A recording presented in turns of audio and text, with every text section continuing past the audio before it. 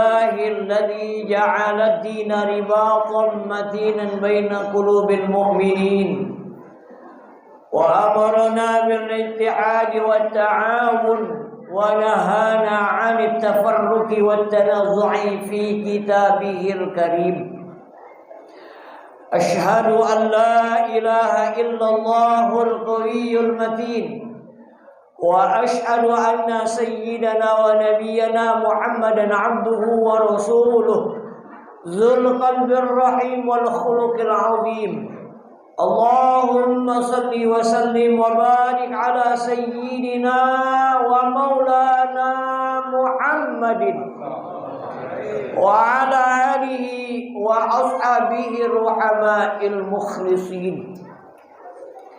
Amma ba'du, yang kami muliakan, kami cintai, kami ta'zimi para alim ulama, para asatid wal usadat, para sesepuh orang tua kita semua yang hadir.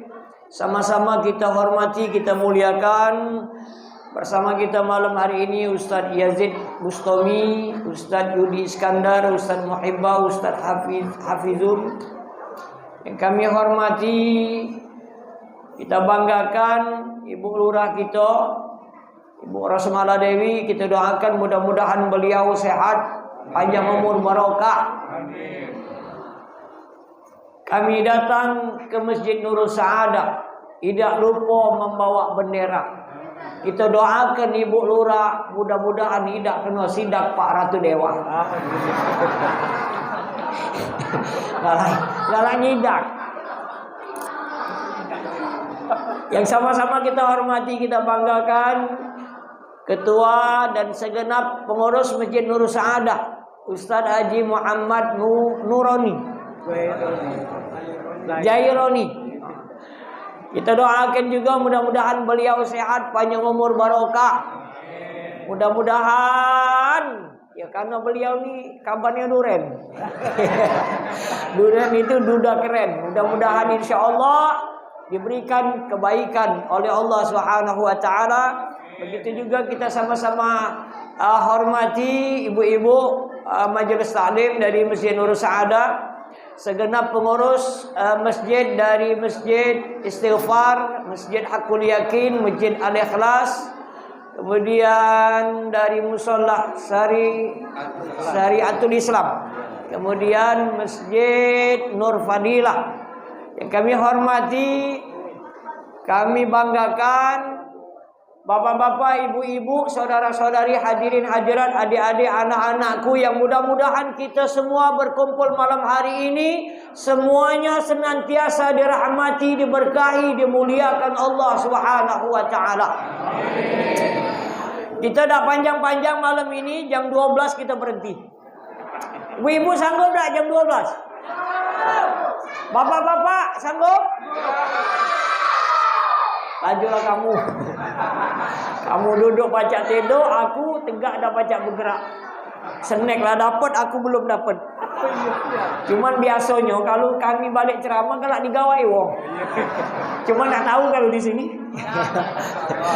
Bapak-bapak, ibu-ibu, hadirin hadirat yang berbahagia, bersyukur alhamdulillah malam hari ini kita masuk tahun baru 1447 Hijriah. Tahun baru ini kita tidak pesta-pesta, tidak bakar-bakaran, tapi kita berkumpul di masjid untuk beribadah, berzikir, kemudian mendengarkan tausiah. Insya Allah ini akan menjadi amal saleh, amal ibadah di sisi Allah yang insya Allah pasti dibalas oleh Allah dunia sampai alam akhirat nanti. Pertama, riwayat dibuatnya tahun baru. Ketika itu Sayyidina Umar Khalifah buat surat kepada Gubernur Abu Musa Al-Ash'ari di Basrah. Katik tanggal, katik bulan, katik tahun. Bingung gubernur, ini surat lama apa surat baru? Tapi nyampenya baru. Lantas dijawablah oleh gubernur dengan jawaban surat yang tidak ada tanggal, tidak ada bulan, tidak ada tahun dari khalifah. dari gubernur Basrah. Ketika Khalifah Umar bin Khattab radhiyallahu anhu menerima surat itu, ionian kate tanggal, kate bulan, kate tahun. Nah, sehingga Khalifah ngumpul ke para sahabat berembuk membuat tahun dalam Islam. Ada yang ngusul ketika Nabi lahir, buat penanggalan dari Nabi lahir. Ada yang ngusul ke Nabi diangkat jadi Nabi. Ada yang ngusul ke Nabi Isra Mi'raj. Sayyidina Ali ngusul ketika Nabi hijrah dari Mekah ke Madinah. Maka usulan Sayyidina Ali diterima oleh para sahabat dan khalifah. Maka ditentukanlah pertanggalan tahun Islam mulai dari hijrahnya Nabi Muhammad SAW dari Mekah ke Madinah. Jadi sampai saat ini 1447 Hijriah, 47 tahun hijrahnya Nabi. Artinya tidak berjauhan dengan hari jadi kota Palembang 1324 tahun. Selisih 100 tahun baik. Artinya Palembang pada waktu itu sudah ada sekian ribu tahun. Malam hari ini kami ingin mengajak kita semua bahagia dunia akhirat. Galak apa tidak Bapak Ibu? Ada konsep bahagia menurut Nabi. Kata Nabi arba'un man u'tiyahunna faqad u'tiya khairan dunya wal akhirah. Ada 4, apabila 4 ini dimiliki oleh seseorang, maka dia mendapatkan kebaikan, kebahagiaan dunia akhirat. Ini cukup kita baik, wong luar tak usah dia tahu. Yang pertama kata Nabi, lisanun zakir wa qalbun syakir wa badanun 'alal bala'i sabir wa zaujatun la tabghi haunan fi nafsiha wala malih. Yang pertama, kalau ingin bahagia dunia akhirat, lisanun zakir, lidah yang berzikir. Para ulama ahli hadis menafsirkan lisan yang berzikir adalah ibadah. Karena seluruh amal ibadah itu intinya adalah zikrullah, ingat kepada Allah. Maka siapa yang beribadah dijamin bahagia dunia akhirat. Ada yang nyeletuk, Pak Ustaz. Ngapa? Di tempat kami Pak Ustaz, uangnya rajin ke masjid, rajin berbuat baik, tapi buntu Pak Ustaz. Ada juga di tempat kami sembahyang tidak, puasa tidak, baca Quran tidak pernah, tapi berduit baik Pak Ustaz. Itu pandangan zahir mata. Allah dan Rasulnya menjamin siapa yang beribadah kepada Allah, maka dia bakal bahagia dunia akhirat. Taruhlah secara materi cukup-cukupan, pas-pasan, tapi dia taat kepada Allah. Suatu saat ketika dia meninggal, balik kepada Allah, dia akan bahagia. Sebaliknya yang uji kita berduit, kaya, hartanya banyak, tapi tidak ibadah kepada Allah, taruhlah di dunia, kebutuhannya terpenuhi. Suatu saat ketika dia mati, bakal sulit, susah, dapat azab. Hidup ini Bapak Ibu memang untuk ibadah. Adik-adik, hidup ini memang untuk taat kepada Allah. Kita ni kadang kalau dengan atasan, komandan, bos, pimpinan, taat luar biasa. Sini siap, kau ini siap. Tapi ketika Allah yang menciptakan kita, Allah yang menjak kita sehat, menjak nikmat, menjak segala-galanya, kita tidak siap. Allah panggil, hayya 'alas salat.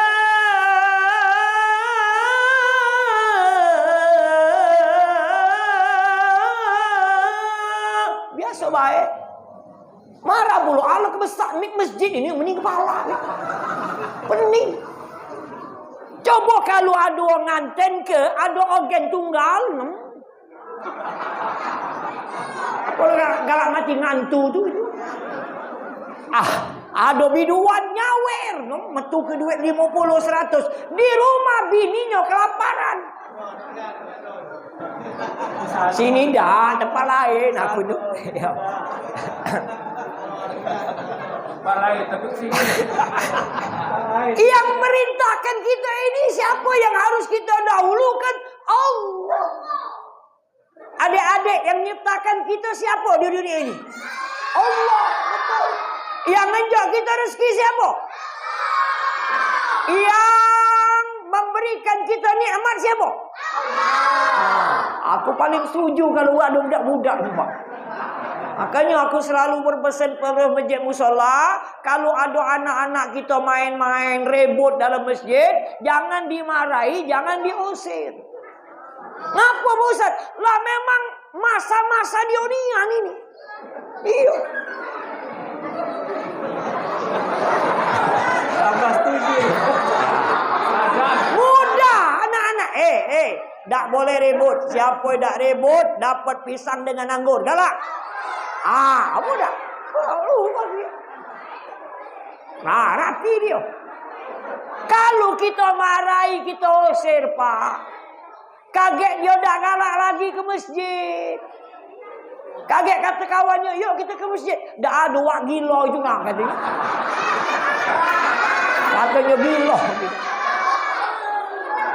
Masa-masa dia ini Allah ibadah mudah ngoloknya. Solat tak boleh ribut, solat tak boleh main-main. Siapa yang tak ribut, wak njuk pisang, wak njuk duit 2000. Galak. Mayang kawannya tak boleh duit dia. Ini generasi 20-30 tahun yang akan datang, mereka yang akan memakmurkan rumah Allah.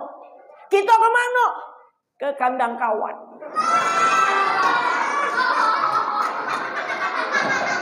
Maka ajak anak cocok kita untuk ke masjid. Ajak untuk berjamaah. Cuman njok tahu nak cung di masjid jangan ribut ya. Kita nak solat dan ibadah. Kalau kita baik, bagus, insya Allah kalian kaget bakal jadi wong hebat. Kaget kamu sukses, senang dunia akhirat. Yo, nurut. Jadi hidup kita kalau ingin bahagia dunia akhirat, ibadah. Hidup kita ini bukan sekedar hidup, lahir, nguak, besar sedikit masuk TK. Tamat SD, SMP, SMA, kuliah, berlaki, bergawe, berlaki, berbini, punya anak, punya cocong, tua, sakit, mati. Itu proses perjalanan hidup. Allah ciptakan kita di dunia ini, wa ma khalaqtul jinna wal insa illa liya'budun. Tidaklah ku ciptakan jin dan manusia kecuali untuk mengabdi berbakti kepadaku. Jadi kalau hidup kita cuma sekedar makan minum warawiri tedo, makan minum warawiri tedo, ajal datang, rugi, sia-sialah hidup karena seluruh perbuatan kita di dunia ini dipertanggungjawabkan di hadapan Allah. Maka hidup nak beribadah, baik yang wajib maupun yang sunnah. Ketika kita jalankan perintah Allah, maka kita bakal bahagia. Ibadah. Karena hidup ini, kata Nabi, umur umatku baina sittin wa sab'ina sana, antara 60-70 tahun. Di pojok 70 tahun itu namanya panjang umur, bukan bonus. Di bawah 60 pendek umur. Ini kadang salah, Pak Ustaz. Ngapa? Dapat lokak, Pak Ustaz. Nah, uji apa dia lokak, Mang? Dapat bonus, Pak Ustaz. Dapat bonus apa? Aku di Pak Ustaz umur 70 tahun, dapat bonus 7 tahun. Mak mano hitungannya umur Nabi 63, aku 70, berarti 7 tahun bonus. Ujiku itu bukan bonus, itu panjang umur. Dalam hadis Nabi, man tala umruhu, siapa yang dipanjangkan umurnya oleh Allah, panjang umur bukan bonus. Kalau bonus kita belanja, dak beli sikok boleh 2, itu namanya bonus. Bukan sikok bagi 2, bukan. Kalau beli 2 dapat sikok, budi 2. Beli 2 boleh sikok. Panjang umur. Yang di bawah 60 itu pendek umur. Kita ni kadang salah juga. Ada pernah kami ngantar ke Puncak Sekuning, meninggalnya masih muda, 35. Jadi ada orang tua. Ngapalah katanya, orang baik ni cepat nian mati. Budak-budak muda ni dengar. Wak ni berapa umur wak? Akulah sudah tua, keponakan lah 72. Berarti wak ni jahat. Kenapa macam itu? Lah kata waknya orang baik cepat mati. Wak lah tua bangkol lah mati-mati kata. Tajuk dia. Baik dia. Jadi mati itu tidak milih baik buruknya seseorang. Kalau ajal datang, la yastakhiruna sa'atan wa la yastaqdimun. Tidak pacak mundur, tidak pacak maju walaupun sesaat. Hidup tak lama Bapak Ibu. Apalagi kita yang dekat dengan kawan. Tiap hari warawiri nyengok kuburan. Sebenarnya kita yang ada ditinggal di era sini lebih ingat, lebih siap daripada orang yang jauh dari perkuburan. Siap ingat mati. Bakal mati. Mati bagi orang yang beriman itu hadiah yang Allah berikan kepadanya. Tuhfatul mu'minil maut. Hadiah orang beriman adalah kematian. Jadi hadiah. Lemah mati itu Bapak Ibu. Lemah. Makanya orang mati dah kata yang balik lagi kan. Kata Nabi, man ahabba liqa Allah, ahabballahu liqa'ah. Siapa yang senang berjumpa dengan Allah, Allah senang berjumpa sama dia. Wa man kariha liqa Allah, kariha Allahu liqa'ah. Siapa yang benci berjumpa dengan Allah, Allah benci berjumpa sama dia. Maka nikmatlah wong di pojok dunia ini paling nikmat. Maka nikmat di dunia kalah dibandingkan nikmat wong yang ada di alam barzah. Nikmat wong yang ada di alam barzah, maka lebih nikmat wong yang ada di alam akhirat. Bagi siapa? Bagi wong yang taat kepada Allah. Dia senang berjumpa dengan Allah.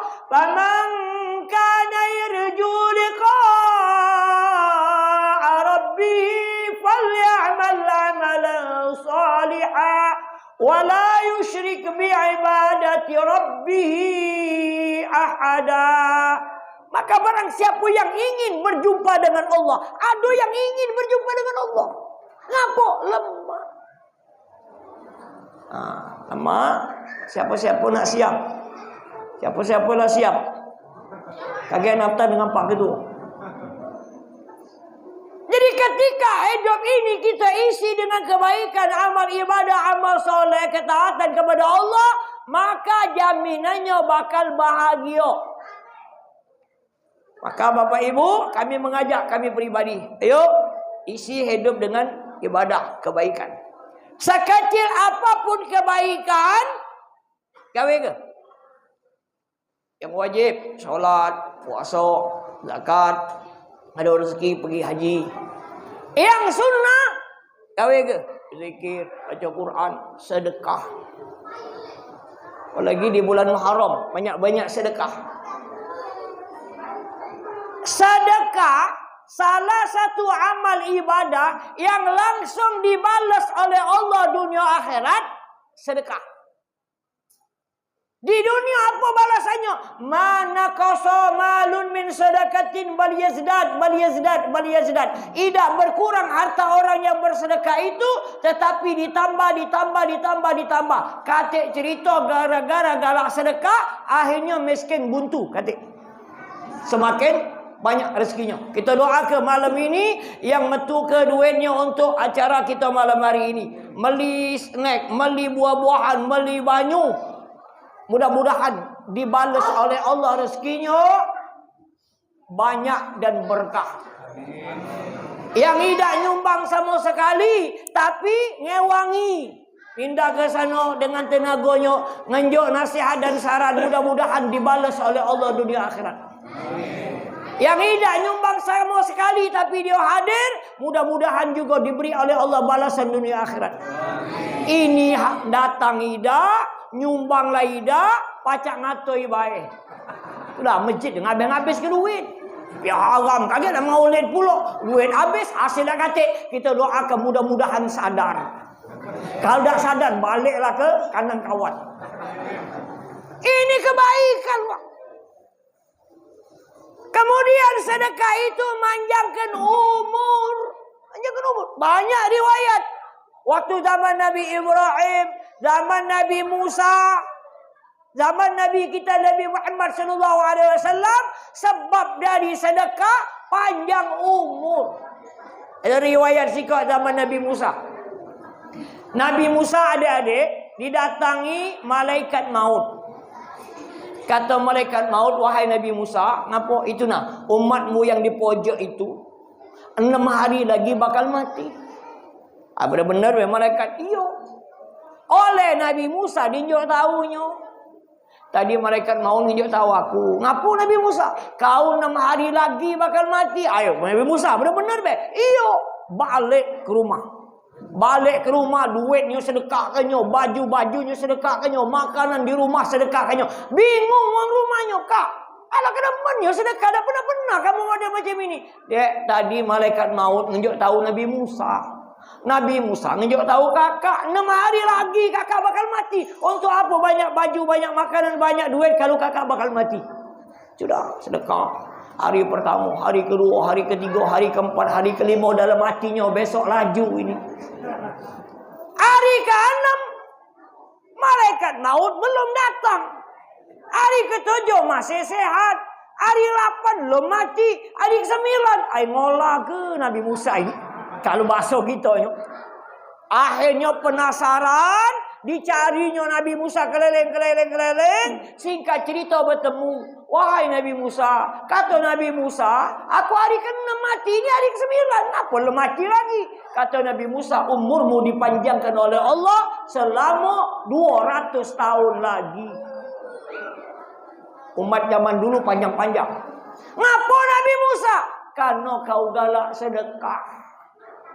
Makanya siapa yang galak sedekah, insya Allah panjang umur. Yang tak galak sedekah, mati gancang. Panjangkan umur.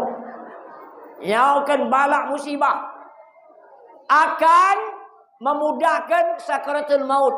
Akan menjadi teman dia di alam barzah. Akan memberatkan timbangan di hadapan Allah. Yaumul hisab nanti. Itu fadilah daripada sedekah. Jadi galak-galak sedekah. Beribadah. Yang kedua, wa qalbun syakir.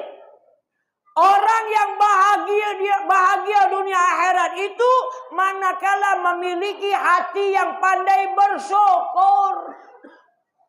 Bersyukur. Jangan banyak ngeluh. Ngeluh, Ustaz pening kepala. Ustaz buntu. Ustaz hutang. Bersyukur. Di dalam Al-Quran surah Ar-Rahman 31 kali ayat berulang-ulang. Fabi'ayyi ala'i rabbikuma tukadziban. Maka nikmat Tuhanmu yang mana lagi yang kamu dustakan itu? Ngapa Allah berulang-ulang? Karena kita tidak pandai bersyukur. Banyak nikmat yang Allah berikan kepada kita. Cuman kita ni nikmat itu punya wang. Ai lemak nian jadi ibu lurah ni. Ngapo? Ai boleh motor dinas. Kata pedagang, lemak kamu bergawe tiap bulan gajian, kami sepi. Kata yang bergawe, lemak kamu bergawe ini pedagang no, tiap hari boleh duit. Kalau kami sebulan lah dipotong pinjaman pula habis. Itu dah bersyukur namanya. Lemak itu dengan kita.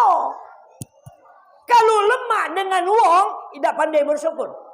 Akhirnya mengeluh. Padahal begitu banyak Allah berikan nikmat kepada kita, Bapak Ibu. Di badan. Pernah dah kita terfikir rambut pacak panjang sampai ke mata kaki. Bulu kaki belum pernah panjang sampai kepala. Rambut ini dengan alis, dengan bulu mata panjangnya lain, padahal tempatnya di kepala. Siapa yang ngatur dia? Apa kita? Ay makan jangan banyak gino, ngapa? Kaget alis yang bulu mata aku lebat becak rambut. Pernah? Ibu-ibu kalau kondangan ini dicukur habis, panjangnya kaget, mak inilah dia. Coba kalau alis bulu mata panjang becak rambut, alang kesaro hidup gitu. Ngapa bu tidak pergi pengajian? Ngapa pengajian kita lebur? Pak Ustaz minta maaf nian. Hampir rata-rata ibu-ibu pengajian bulu mata dengan alis lebet nutupi mata jadi kesalon galau. Siapa yang ngolahnya? Allah. Mata pacak nyingok. Siapa yang nyingok ke menjak nikmat itu? Allah. Kopeng pacak dengar, kaki pacak berjalan, mulut pacak ngomong. Begitu banyak nikmat. Coba kalau kita semasjid inilah. Semasjid ini pekak galo-galo. Pak manalah kira-kira. Tak nyambung hidup itu. Kata Pak Ketua, kaget kita besok ada rapat. Tak datang, kata yang datang. Rupanya bulan depan datang. Kenapa kamu tak datang semalam? Karena pekak. Nikmat bukan ini. Nikmat, Pak. Kita ni terasa nikmat kapan? Ketika nikmat itu hilang. Baru, alamak kamu masih muda. Katon, mata kami tak katon lagi. Waktu katon dulu tak pernah ngomong. Maka banyak-banyak pandai-pandai bersyukur. Bagaimana cara kita bersyukur? Ketika Allah berikan nikmat, gunakan nikmat itu untuk taat kepada Dia. Allah anjur kita rezeki, gunakan rezeki untuk bersedekah, membantu rumah Allah, membantu anak yatim, orang miskin. Ketika diinjuknya sehat, gunakan sehat untuk galak ke masjid, silaturahim dan lain sebagainya. Itu cara bersyukur.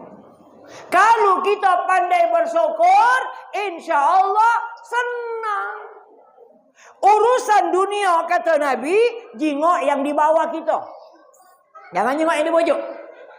Kalau kita punya mobil buruk, alhamdulillah walaupun buruk-buruk mobil. Tetangga sebelah rumah kita dah katik mobil motor. Hujan basah. Yang punya motor jingok yang di bawahnya. Alhamdulillah punya motor. Tetangga depan rumah kami sepeda, warawiri sepeda. Yang sepeda jingok yang di bawahnya alhamdulillah punya sepeda. Tetangga di belakang rumah berdarat kemana-mana. Yang sehat, yang berdarat tadi alhamdulillah masih sehat. Rumah depan kami lah 3 bulan tak metu-metu. Ngapo? Stroke. Yang stroke alhamdulillah ya Allah masih hidup. Walaupun tak baca ke mana-mana, tetangga sebelah kiri semalam lah nigo. Lah mati.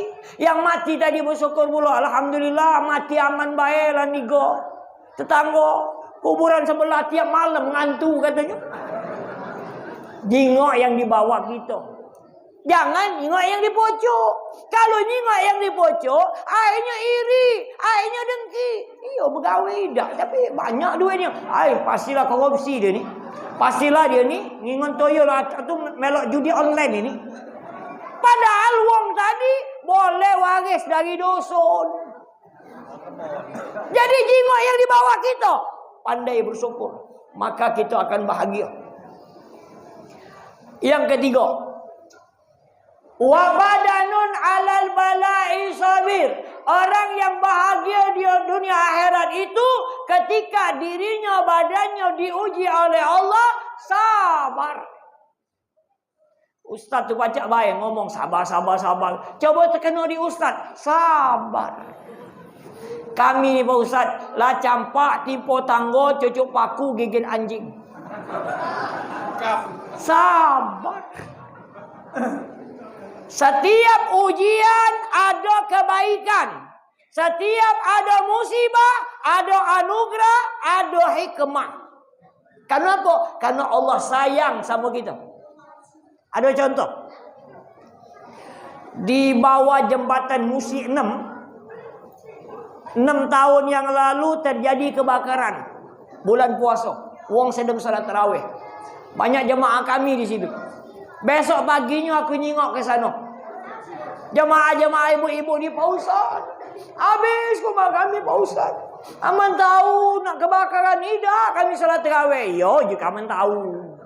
Sabar. Kaget Allah ganti rumah yang ini yang tak layak, rumah yang kebakaran dengan rumah yang lebih bagus. Kapan Pak Ustaz Allah nak ganti? Kaget.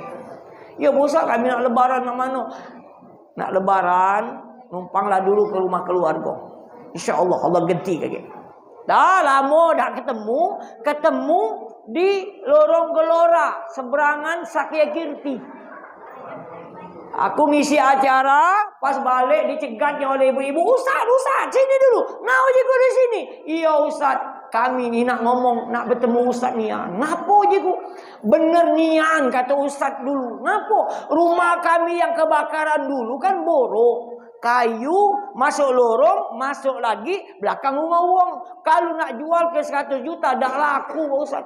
Jadi, kami Pak Ustaz, nak bangun jembatan Musi 6, kami dapat ganti untung. Dapat kalau kami Pak Ustaz 335 juta. Ada yang 500 juta, ada yang 800 juta, ada yang 1,2 berdasarkan besar kecil bangunan dan tanahnya. Nah, ujiku inilah hikmahnya. Iya Pak Ustaz, dengan ni duit itu Pak Ustaz, kami lah negak rumah di sini. Lebihnya kami tabungkan untuk haji. Lebihnya kami bermodal berjualan Pak Ustaz. Nah, ujiku inilah hikmahnya. Iya Pak Ustaz, mintalah rumah baru ni kebakaran pula. Jangan ujiku berminta ni habis kami. Kemarin nangis Pak. Kemarin bersedih Bu. Saat ini mereka senyum, mereka ketawa. Artinya apa? Allah sayang kepada kita. Jadi ketika ada ujian kemarin, seolah-olah Allah mengatakan, hambaku sabarlah sabaran. Ini rumah dah layak. Aku ganti kaget rumah yang lebih bagus lagi. Tapi nak sabar. Ketika kita diuji oleh Allah dengan penyakit, jangan putus asa, jangan marah-marah. Aku ni lah sudah taat dengan Allah, tapi masih baik. Aku ni kena penyakit ini. Tak boleh. Sabar.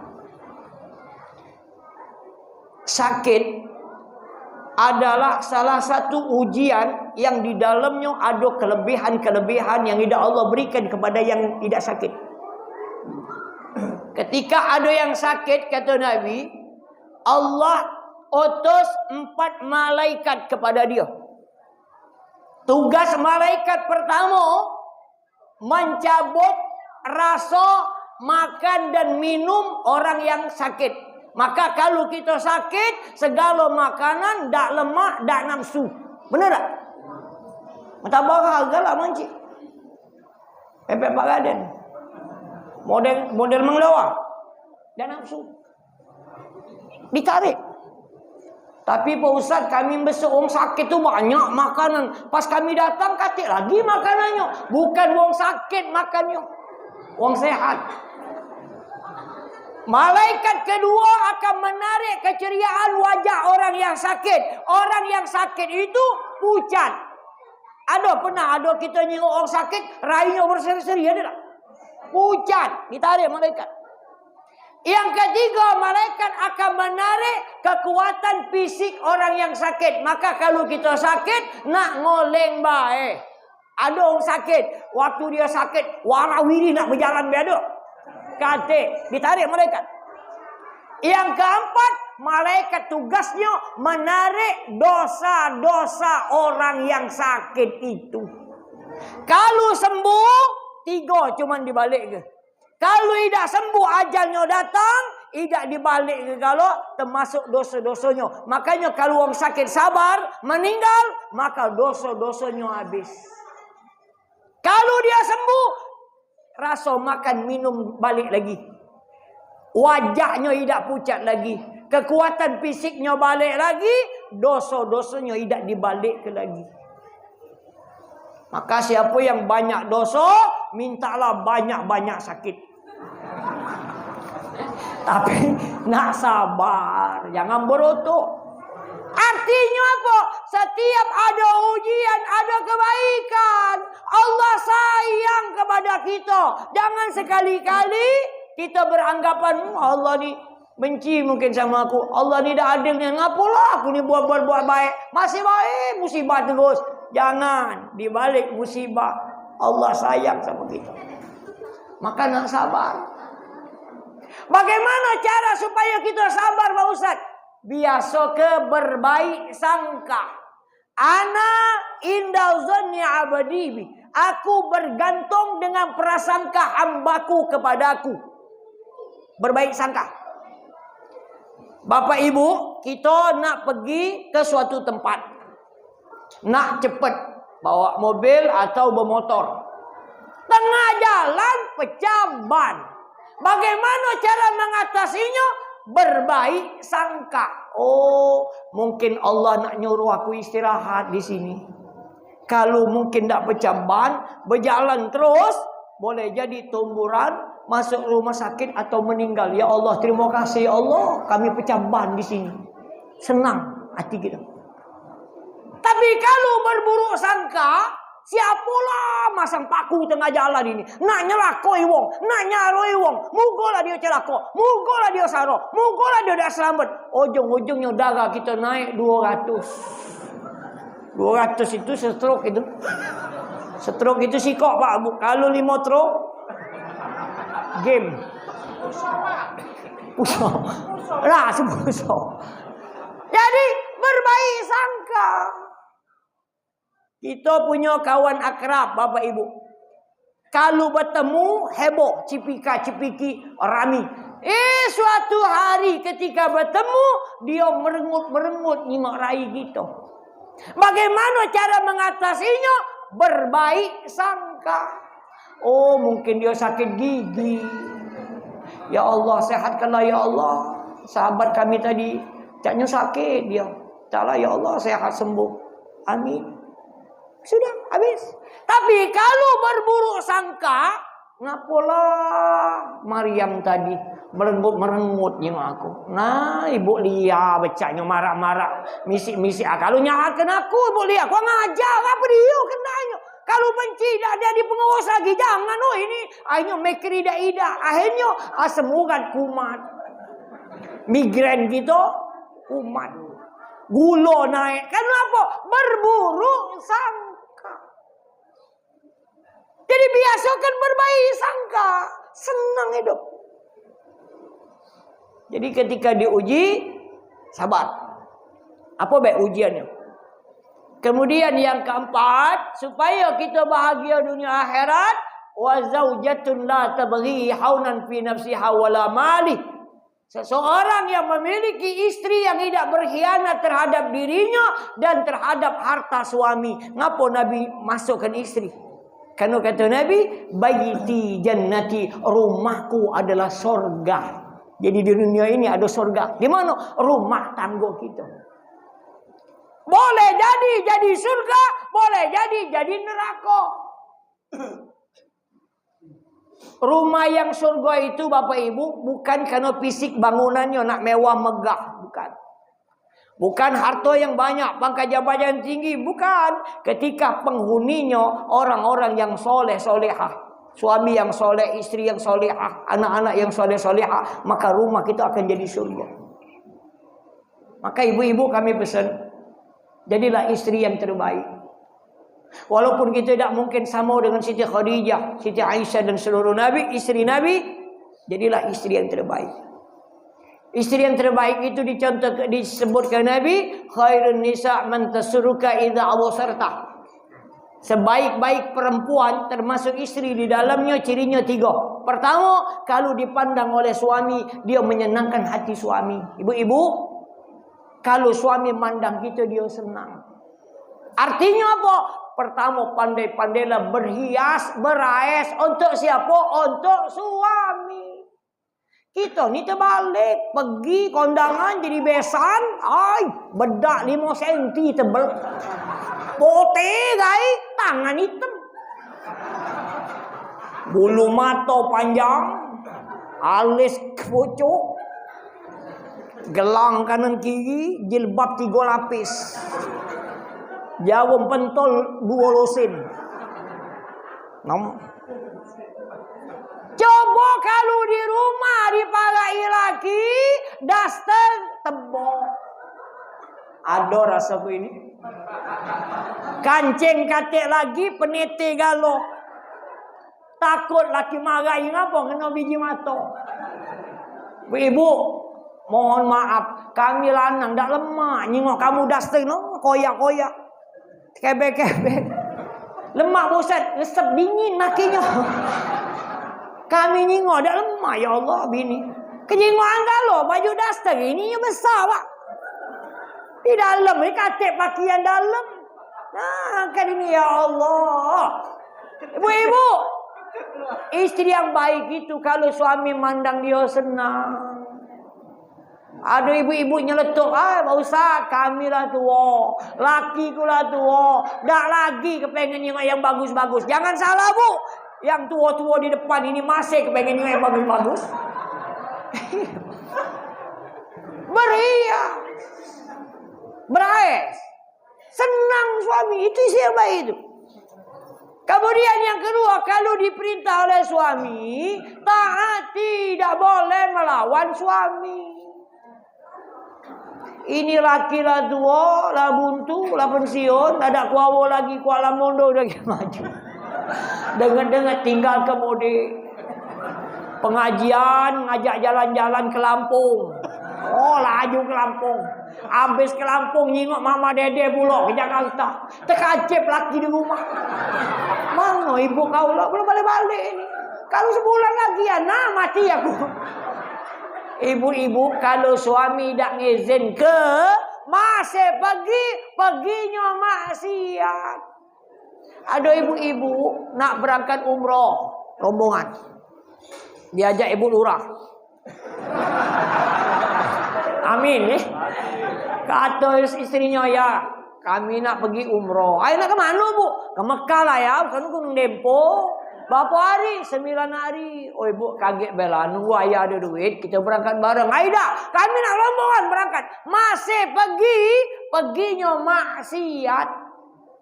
Ajal datang di Mekah meninggal. Matinya maksiat. Kenapa? Suami tidak ngizin ke. Jadi taati suami. Banyak kendak Pak Ustaz. Lakiku itu Begoyo. Senang ke dia. Aman dia lah nyengel lah senyum. Suami ridha. Allah ridha kepada ibu-ibu. Tapi kalau suami marah karena sebab perbuatan kita, Allah murka kepada istri. Taat ibu. Luar biasa. Beruntung wong yang punya suami. Ketika kita ngenjok suami banyu putih secangkir, sama kata Nabi melaksanakan ibadah haji dan umrah. Besok kaget ngenjok banyu putih baik. Parah lah. Banyu putih. Aku ni nak ngopi Bu. Ngapu ngubah banyu putih ni. Itu haji umroh ya. Ya kalau kopi susu model Taiwan nasi goreng tambah banyak. Sujud nyium tangan suami kata Nabi sama dengan nyium Hajar Aswad. Iya, makanya aku ngajar manasik haji umroh, berpesan dengan jamaah khususnya ibu-ibu, kalau sedang umroh, sedang haji, solat nak nyium Hajar Aswad, tak usah maksa ke diri. Cukup istilah bismillahi Allahu Akbar. Sama baik. Ini kadang-kadang maksa ke diri, ngambil upahan 250 rial. Suami tadi nyuruh istrinya, "Ma, kamu dulu be mak nyium Hajar Aswad." Dia tadi dikawal oleh wong. Di ini kan nyob bini kita tadi no. Iya. Awas-awasi ujiku. Jauh igo ke Mekah, nunjuk uang duit, nyuruh meluk bini kita. Rasaku di lima eler ini galak-galoh. Siapa galak meluk biniku 250.000 kejut berembut. Nyium Hajar Aswad sunnah, caranya haram. Tak usah. Di rumah ibu-ibu ada Hajar Aswad. Di mana tangan suami? Kaget balik, kaget yang laki tak katik, pagai. Dia sering mulai gaya sini ya, ngapa? Aku nak nyium Hajar Aswad. Sujud laki bu. Sujud tu mak ini, bukan mak ini. Cium. Kalau kita galak sujud nyium tangan suami, insya Allah suami tak mudah ringan tangan kepada kita. Ini setahun sekali sujud. Kalau ketemu pas lebaran, tak ketemu lewat sujud. Bulura, bulura nak pergi bergawe, sujud dulu dengan suami. Kata laki menjat pergi ceramah semalam sujud terus. Iya, senang suami. Jadi taati suami, jaga kehormatan diri manakala tidak bersama suami, itu ciri yang istri yang baik. Kemudian biar adil ini, bapak-bapak, istri kita akan bahagia dunia akhirat manakala dia punya suami yang setia, suami yang bertanggung jawab.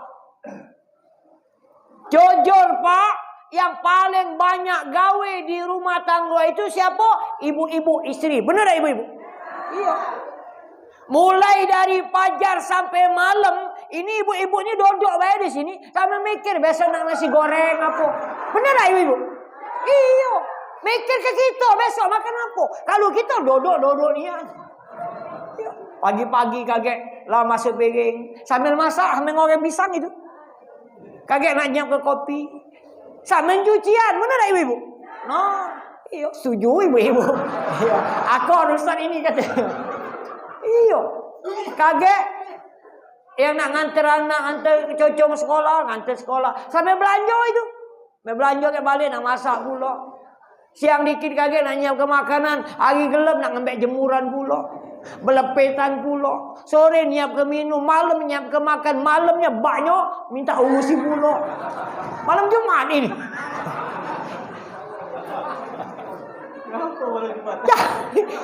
Jadi banyak. Terus terang baik, yang paling banyak dapat ibadah, dapat pahala itu ibu-ibu.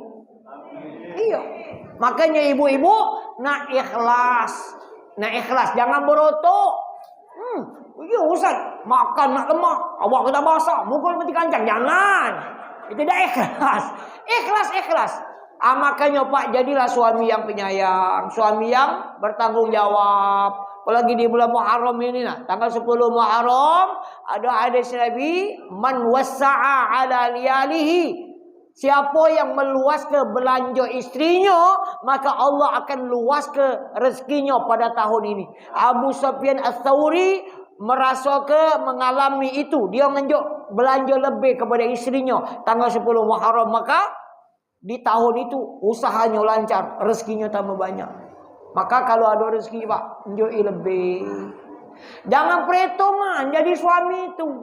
Ini duit banyak, tapi perhitungan pelit kita basah. Ibu-ibu kalau laki kita basah, boleh dipalingi duitnya. Ay Ustaz ni ngajar tak benar. Ada dalilnya itu. Apa kata Nabi? Ada Hindun, istrinya Abu Sufyan, ngadu kepada Nabi. Ya Rasulullah, inna Abu Sufyan rajulun sahih. Ya Rasulullah, suamiku Abu Sufyan, laki-laki yang pelit. Tidak cukup memberikan nafkah untukku dan anak-anakku. Maka kata Nabi, khuzi ma yakfik wabrik bil ma'ruf. Ambillah untuk mencukupi dirimu dan anak-anakmu. Duit banyak tapi pelit. Nak beli apa? Beli beras ya 5 kilo. Berapa 5 kilo? Sekian. Beli apa lagi? Telur setengah kilo sekian. Beli apa lagi? Gula setengah kilo. Beli apa lagi? 121 ribu. Ngenjok duit 120 ribu nian. Itu pelit namanya. Kalau kita ngenjok lebih Pak, isteri kita itu tidak poya-poya. Benar tak ibu-ibu? Iya. Paling digunakannya untuk Abu Ustaz. COD jilbab. Iya, pakai nyiwak tas, kepengen tas. Untuk dia tu lah. Jadi dia lebih. Jadi senang bini tadi. Kalau suami ada lebih rezeki, maka sayangi, bertanggung jawab. Maka istri kita bakal bahagia. Dan orang tua yang bahagia dunia akhirat itu manakala memiliki anak-anak yang soleh dan solehah. Maka pesan kami mengajak kami pribadi kita semua. Maka mari kita didik anak cucu kita menjadi anak-anak yang soleh dan solehah. Tanamkan agama, tanamkan ibadah, tanamkan akhlak yang mulia kepada mereka. Tidak cukup dengan doa, tapi dengan usaha. Suruh belajar Al-Quran. Suruh ajak ke masjid. Apalagi yang dekat-dekat masjid ini, berjamaah di masjid, ajak ke masjid. Katanya Ustaz kalau masih kecil mutuskan shop. Tidak, yang memutuskan ke shop itu anak-anak yang belum mumayyiz dan tidak bersuci. Kalau sudah mumayyiz, dia bersuci, maka tidak mutuskan shop. Tidak putus sok. Tapi kalau ada yang lain pemahamannya, anak-anak di belakang. Cuman Pak Ustaz, kalau anak-anak belakang kaget kita dah tahu dia main ke mana-mana. Ajak barisan kita ambil yang paling pojok, dia di paling pinggir. Dia ke masjid, tunjuk duit. Nah ini nah, 5,000, 2,000. Ngapa ini? Masuk ke di celengan. Kalau ada celengan. Ajar ke yang baik-baik kepada anak-anak kita. Karena yang dilihatnya, yang dicontohnya pertama siapa? Wong tuanya. Maka kalau ada 4 syarat ini dalam hidup kita, dalam rumah tangga kita, insya Allah kita bakal bahagia dunia akhirat. Mudah-mudahan malam hari ini kita berkumpul di Masjid Nurul Saadah. Suatu saat nanti Allah kumpulkan kembali kita di dalam taman surganya Allah Subhanahu wa taala. Insya Allah tahun baru 1447 Hijriah ini kita lebih baik daripada tahun sebelumnya. Mudah-mudahan kebaikan ibadah kita meningkat di tahun 1447 Hijriah ini. Mudah-mudahan kita diberikan oleh Allah keselamatan, kebahagiaan dunia, alam barzakh insya-Allah sampai alam akhirat nanti. Amin ya rabbana ya rabbal alamin. Ini saja kiranya mudah-mudahan bermanfaat. Mohon maaf kalau ada salah kepada Allah, kita semuanya mohon ampunan. Terima kasih. Wassalamualaikum warahmatullahi wabarakatuh. Waalaikumsalam. Langsung Ustaz. A'udzubillahi minasyaitonir rajim. Bismillahirrahmanirrahim. Alhamdulillahirabbil alamin. Allahumma ya daimal fadli 'alal bariyah, ya basital yadayn bil 'atiyah, ya sahibal mawahib saniyah. Shalli 'ala sayidina Muhammadin khairil wara sajiyah wa fir lana dhunubana ya dzal 'ula fi hadhihi al-'ashiyah. Allahumma ya Allah, begitu banyak nikmat yang telah Kau berikan kepada kami.